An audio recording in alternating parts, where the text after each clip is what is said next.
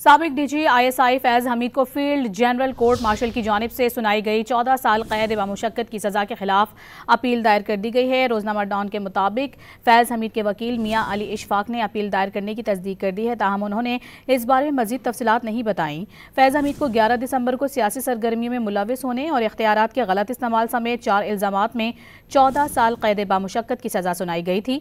Pakistan army act के section 133B के तहत फैज हमीद के पास 40 दिन में सजा के खिलाफ अपील की मोहलत थी। सजा के खिलाफ अपील का मेजर जनरल या उससे बड़े रैंक के ऑफिसर की सरबराही में कायम कोर्ट ऑफ अपील जायजा लेगा।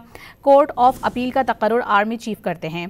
आर्मी चीफ को सजा की तौसीक, तरमीम या मनसूखी का इख्तियार हासिल है। साबिक डीजी ISI फैज हमीद को फील्ड जनरल कोर्ट मार्शल की जानिब से सुनाई गई 14 साल कैद बामुशक्कत की सजा के खिलाफ अपील दायर कर दी गई है। रोजनामा डॉन के मुताबिक फैज हमीद के वकील मियां अली इशफाक ने अपील दायर करने की तस्दीक कर दी है, ताहम उन्होंने इस बारे में मजीद तफसीलात नहीं बताई। फैज हमीद को 11 दिसंबर को सियासी सरगर्मियों में मुलविस होने और इख्तियारात के गलत इस्तेमाल समेत 4 इल्जामात में 14 साल कैद बामुशक्कत की सजा सुनाई गई थी।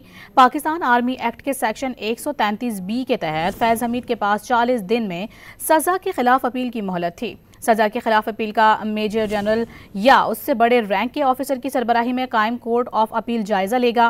कोर्ट ऑफ अपील का तकर्रुर आर्मी चीफ करते हैं। आर्मी चीफ को सजा की तौसीक, तरमीम या मनसूखी का इख्तियार हासिल है।